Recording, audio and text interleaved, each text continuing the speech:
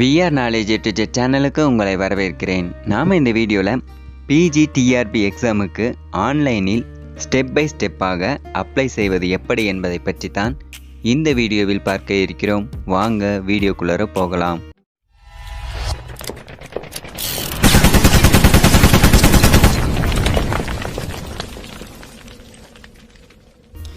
இதுவரைக்கும் நம்ம சேனலை சப்ஸ்கிரைப் பண்ணலன்னா சப்ஸ்கிரைப் பண்ணிக்கோங்க.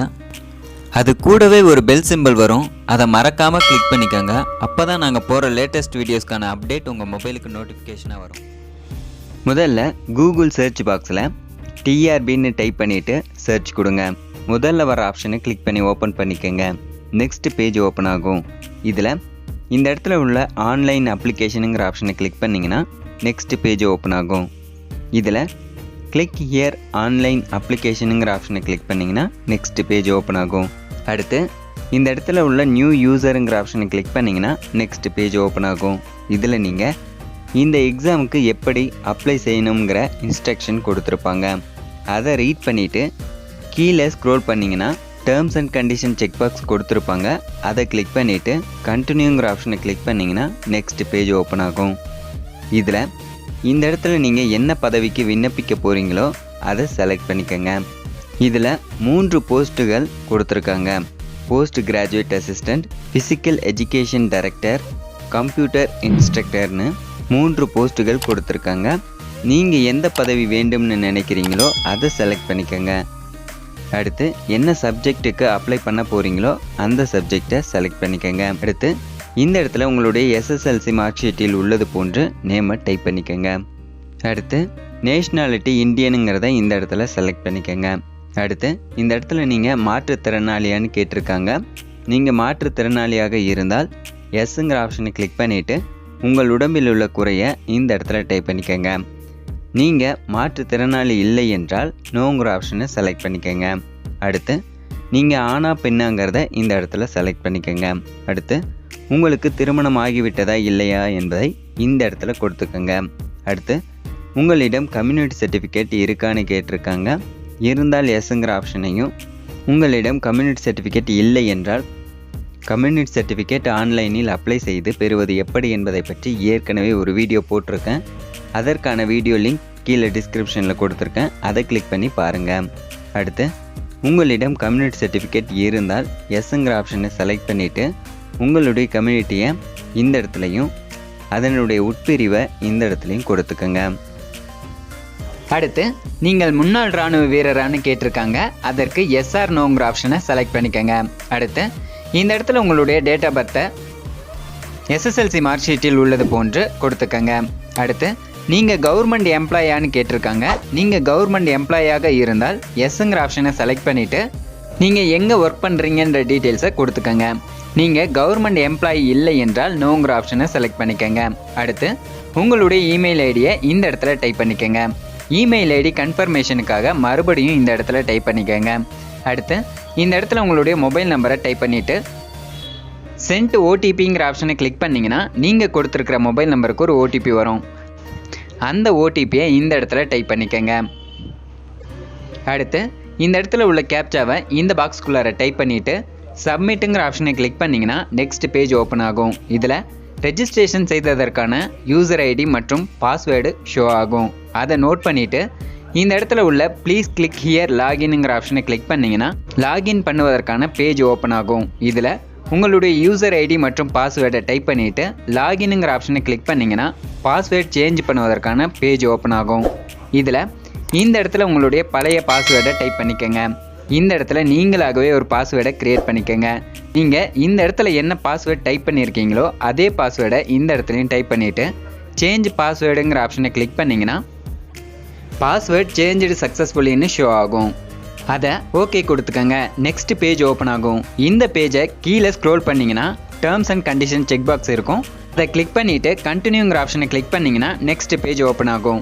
இதில் இந்த இடத்துல உங்களுடைய அப்பா பெயரையும் இந்த இடத்துல உங்களுடைய அம்மா பெயரையும் டைப் பண்ணிக்கோங்க. அடுத்து இந்த இடத்துல நீங்கள் பிறந்த மாவட்டத்தை செலக்ட் பண்ணிக்கோங்க. அடுத்து இந்த இடத்துல உங்களுக்கு உடல்நல பிரச்சனைகளான சளி, இருமல், காய்ச்சல் இது போன்ற ஏதாவது பிரச்சனைகள் இருந்தால் எஸ்ங்கிற ஆப்ஷனை செலக்ட் பண்ணிக்கோங்க. இல்லை என்றால் நோங்கிற ஆப்ஷனை செலக்ட் பண்ணிக்கோங்க. அடுத்து உங்களுடைய மதம் எதுவோ அதை இந்த இடத்துல செலக்ட் பண்ணிக்கோங்க. அடுத்து நீங்கள் இடைநிலை ஆசிரியருக்கான ஒதுக்கீடு கோருபவராக இருந்தால் இந்த இடத்துல எஸ்ங்கிற ஆப்ஷனை கிளிக் பண்ணிவிட்டு நீங்கள் எந்த பள்ளியில் ஆசிரியராக வேலை செய்தீர்களோ அந்த டீட்டெயில்ஸை இந்த இடத்துல கொடுத்துக்கோங்க. அடுத்து ஃபோட்டோவுடன் கூடிய கவர்மெண்ட் ஐடி கார்டு எது வச்சுருக்கீங்களோ அதை இந்த இடத்துல செலக்ட் பண்ணிவிட்டு அந்த ஐடி கார்டு நம்பரை இந்த இடத்துல டைப் பண்ணிக்கோங்க. அடுத்து இந்த இடத்துல உங்களுடைய அட்ரஸை டைப் பண்ணிக்கோங்க. அதற்கு இந்த இடத்துல உங்களுடைய வீட்டின் கதவு எண்ணையும், இந்த இடத்துல உங்களுடைய தெரு பெயரையும், இந்த இடத்துல உங்களுடைய மாவட்டத்தையும், இந்த இடத்துல உங்களுடைய ஊர் பெயரையும், இந்த இடத்துல உங்களுடைய ஏரியா பின்கோட் நம்பரையும் டைப் பண்ணிக்கோங்க. அடுத்து உங்களுடைய ஸ்டேட் எதுவோ அதை இந்த இடத்துல செலக்ட் பண்ணிக்கோங்க. அடுத்து நீங்கள் இந்த இடத்துல கொடுத்துருக்கிற அட்ரஸ் தான் உங்களுடைய பெர்மனண்ட் அட்ரஸ் என்றால் இந்த இடத்துல உள்ள செக் பாக்ஸை கிளிக் பண்ணிக்கோங்க. அல்லது நீங்கள் தற்போது இருக்கும் அட்ரஸ் வேறு என்றால் அந்த அட்ரஸை இந்த இடத்துல டைப் பண்ணிவிட்டு சேவ் அண்ட் கண்டினியூங்கிற ஆப்ஷனை கிளிக் பண்ணிங்கன்னா நெக்ஸ்ட் பேஜ் ஓப்பன் ஆகும். இந்த பேஜில் உங்களுடைய எஜுகேஷனல் குவாலிஃபிகேஷன் டீட்டெயில்ஸ் கொடுக்கணும். அதற்கு இந்த இடத்துல நீங்கள் 10th எந்த போர்டில் படிச்சிங்க என்பதை செலக்ட் பண்ணிக்கோங்க. அடுத்து நீங்கள் 10th எந்த மாதம் மற்றும் வருடம் பாஸ் பண்ணீங்க என்பதை இந்த இடத்துல கொடுத்துக்கோங்க. அடுத்து இந்த இடத்துல நீங்கள் 10th எத்தனை % மார்க் வாங்கினீங்களோ அதை இந்த இடத்துல டைப் பண்ணிக்கோங்க. அடுத்து நீங்கள் எந்த மீடியமில் 10th படிச்சிங்களோ அதை செலக்ட் பண்ணிக்கோங்க. அடுத்து 10th நீங்கள் தமிழை ஒரு பாடமாக படித்திருந்தால் எஸ்ங்கிற ஆப்ஷனையும், இல்லை என்றால் நோங்கிற ஆப்ஷனையும் செலக்ட் பண்ணிக்கோங்க. அடுத்து 12th அதே போன்று நீங்கள் எந்த போர்டில் படிச்சிங்க, எப்போ பாஸ் பண்ணீங்க, எத்தனை %, எந்த மீடியம், தமிழ் சப்ஜெக்ட் இருந்திருந்தால் எஸ்ங்கிற ஆப்ஷனையும், இல்லை என்றால் நோங்கிற ஆப்ஷனையும் செலக்ட் பண்ணிக்கோங்க. அடுத்து யூஜியில் நீங்கள் எந்த டிகிரி கோர்ஸ் எடுத்து படிச்சிங்க என்பதை இந்த இடத்துல செலக்ட் பண்ணிக்கோங்க. அடுத்து அந்த கோர்ஸில் மெயின் சப்ஜெக்ட் எதுவோ அதை இந்த இடத்துல செலக்ட் பண்ணிக்கோங்க. அடுத்து நீங்கள் யூஜி கோர்ஸ் எப்போ ஜாயின் பண்ணீங்க என்பதை இந்த இடத்துலையும், எப்போது கோர்ஸ் கம்ப்ளீட் பண்ணீங்க என்பதை இந்த இடத்துலையும் கொடுத்துக்கோங்க. அடுத்து நீங்கள் எந்த யூனிவர்சிட்டியில் யூஜி படிச்சிங்களோ அந்த யூனிவர்சிட்டியை செலக்ட் பண்ணிக்கோங்க. அடுத்து நீங்கள் யூஜி பாஸ் பண்ண மந்த் அண்ட் இயரை இந்த இடத்துல கொடுத்துக்கோங்க. அடுத்து நீங்கள் படித்த யூனிவர்சிட்டி அங்கீகரிக்கப்பட்ட பல்கலைக்கழகமா இல்லையா என்பதை இந்த இடத்துல செலக்ட் பண்ணிவிட்டு அடுத்து நீங்கள் யூஜி கோர்ஸ் ரெகுலரில் படிச்சிங்களா அல்லது பார்ட் டைமாக படிச்சிங்களா அல்லது டிஸ்டன்ஸ் எஜுகேஷனில் படிச்சிங்களா என்பதை செலக்ட் பண்ணிக்கோங்க. அடுத்து இந்த இடத்துல நீங்கள் யூஜியில் வாங்கின % மார்க்கை என்டர் பண்ணிக்கோங்க. அடுத்து நீங்கள் யூஜி எந்த மீடியமில் படிச்சிங்களோ அதை செலக்ட் பண்ணிக்கோங்க. அடுத்து நீங்கள் யூஜியில் தமிழை ஒரு பாடமாக படித்திருந்தால் எஸ்ங்கிற ஆப்ஷனை செலக்ட் பண்ணிக்கோங்க. இதே போன்று பிஜி மற்றும் பிஎட்டுக்கும் ஃபில் பண்ணிக்கோங்க. அடுத்து நீங்கள் தமிழ் வழி கல்விக்கான இடஒதுக்கீடு கோருபவராக இருந்தால் நீங்கள் 10th முதல் பிஎட் வரை அனைத்தையும் தமிழ் வழியில் படித்திருந்தால் மட்டுமே இடஒதுக்கீடு கோர முடியும். அவ்வாறு நீங்கள் 10th முதல் பிஎட் வரை தமிழ் வழியில் படித்திருந்தால் PSTM சர்டிஃபிகேட் வைத்திருக்க வேண்டும். PSTM சர்டிஃபிகேட் என்றால் என்ன என்பதை பற்றி ஏற்கனவே ஒரு வீடியோ போட்டிருக்கேன். அதை பார்க்காதவங்க கீழே டிஸ்கிரிப்ஷனில் வீடியோக்கான லிங்க் கொடுத்துருக்கேன், அதை கிளிக் பண்ணி பாருங்கள்.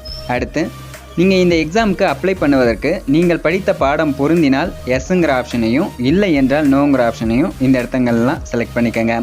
எல்லா டீட்டெயில்ஸும் கொடுத்துட்டு சேவ் அண்ட் கண்டினியூங்கிற ஆப்ஷனை கிளிக் பண்ணிங்கன்னா நெக்ஸ்ட் பேஜ் ஓப்பன் ஆகும். இந்த பேஜில் உங்களுடைய ஃபோட்டோவை நீங்கள் அப்லோட் பண்ணணும். நீங்கள் அப்லோட் பண்ணுற ஃபோட்டோவின் சைஸ் பார்த்தீங்கன்னா 20 KB -60 KB இருக்க மாதிரியான JPG, JPEG, PNG இமேஜை அப்லோட் பண்ணணும். அப்லோட் பண்ண இந்த இடத்துல உள்ள சூஸ் ஃபைலுங்கிற ஆப்ஷனை கிளிக் பண்ணிவிட்டு நீங்கள் ஸ்கேன் பண்ணி வச்சுருக்கிற ஃபோட்டோவை செலக்ட் பண்ணிவிட்டு இந்த இடத்துல உள்ள அப்லோடுங்கிற ஆப்ஷனை கிளிக் பண்ணிங்கன்னா உங்களுடைய ஃபோட்டோவானது இந்த இடத்துல ஷோ ஆகும். அடுத்து கண்டினியூங்கிற ஆப்ஷனை கிளிக் பண்ணிங்கன்னா சிக்னேச்சர் அப்லோட் பண்ணுவதற்கான பேஜ் ஷோ ஆகும். இதில் நீங்கள் அப்லோட் பண்ணுற சிக்னேச்சர் சைஸ் பார்த்தீங்கன்னா 10 KB 30 KB இருக்கணும். சிக்னேச்சர் அப்லோட் பண்ணிவிட்டு கண்டினியூங்கிற ஆப்ஷனை கிளிக் பண்ணிங்கன்னா உங்களுடைய டாக்குமெண்ட்ஸ் அப்லோட் பண்ணுவதற்கான பேஜ் ஷோ ஆகும். இதில் நீங்கள் அப்லோட் பண்ண வேண்டிய டாக்குமெண்ட்ஸ் பார்த்தீங்கன்னா community certificate, 10th mark sheet, 12th mark sheet, UG certificate, UG consolidate mark sheet, PG certificate, PG consolidate mark sheet, BEd certificate, BEd consolidate mark sheet போன்றவற்றை upload பண்ணணும். இதில் நீங்கள் ஒவ்வொரு டாக்குமெண்ட்டையும் PDF ஃபார்மேட்டில் தான் அப்லோட் பண்ணணும். நீங்கள் அப்லோட் பண்ணுற டாக்குமெண்ட் சைஸ் பார்த்தீங்கன்னா 2 MB இருக்கணும். டாக்குமெண்ட்ஸை அப்லோட் பண்ண இந்த இடத்துல உள்ள அப்லோடுங்கிற ஆப்ஷனை கிளிக் பண்ணிங்கன்னா நெக்ஸ்ட் பேஜ் ஓப்பன் ஆகும். இதில் இந்த இடத்துல உள்ள சூஸ் ஃபைலுங்கிற ஆப்ஷனை கிளிக் பண்ணி நீங்கள் ஸ்கேன் பண்ணி வச்சுருக்க டாக்குமெண்ட்டை செலக்ட் பண்ணிவிட்டு இந்த இடத்துல உள்ள செக் பாக்ஸை கிளிக் பண்ணிவிட்டு அப்லோடுங்கிற ஆப்ஷனை கிளிக் பண்ணிங்கன்னா இது போல் ஷோ ஆனால் நீங்கள் அப்லோட் பண்ணது அப்லோட் ஆகிவிட்டது என்று அர்த்தம். ஒருவேளை இது போல் உங்களுக்கு ஷோ ஆகவில்லை என்றால் அதற்கான காரணம் இந்த இடத்துல ஷோ ஆகும். ஓகே, எல்லா டாக்குமெண்ட்டையும் அப்லோட் பண்ணிட்ட பிறகு இந்த இடத்துல உள்ள கண்டினியூங்கிற ஆப்ஷனை கிளிக் பண்ணிங்கன்னா உங்களுடைய அப்ளிகேஷன் ஃபார்ம் ஷோ ஆகும். இதில் உங்களுடைய டீட்டெயில்ஸ் எல்லாம் கரெக்டாக இருக்கான்னு செக் பண்ணிவிட்டு கீழே உள்ள டிக்ளரேஷனை ரீட் பண்ணிவிட்டு இந்த இடத்துல உள்ள செக் பாக்ஸை கிளிக் பண்ணிக்கோங்க. அடுத்து இந்த இடத்துல உள்ள I accept all the above டிக்ளரேஷனுங்கிற செக் பாக்ஸை கிளிக் பண்ணிங்கன்னா இந்த இடத்துல ப்ரொசீட் டு பேங்கிற ஆப்ஷன் ஷோ ஆகும். அதை கிளிக் பண்ணிக்கோங்க. நெக்ஸ்ட் பேஜ் ஓப்பன் ஆகும். இதில் நீங்கள் இந்த எக்ஸாமுக்கு செலுத்த வேண்டிய அமௌண்ட் ஷோ ஆகும். அடுத்து ப்ரொசீட் டு பேங்கிற ஆப்ஷனை கிளிக் பண்ணி உங்களுடைய கிரெடிட் அல்லது டெபிட் கார்டு அல்லது நெட் பேங்கிங் மூலமாக பே பண்ணிட்ட பிறகு உங்களுக்கு இது போன்று thank you your payment has been சக்ஸஸ்ஃபுல்லின்னு ஷோ ஆகும். அடுத்து இந்த இடத்துல உள்ள டாஸ்க் போர்டை கிளிக் பண்ணிவிட்டு நீங்கள் உங்களுடைய அப்ளிகேஷன் ஃபார்மை பிரிண்ட் எடுத்துக்க முடியும். இந்த வீடியோ உங்களுக்கு பிடித்திருந்தால் லைக் பண்ணுங்கள், ஷேர் பண்ணுங்கள், கமெண்ட் பண்ணுங்கள், மறக்காமல் சப்ஸ்கிரைப் பண்ணுங்கள்.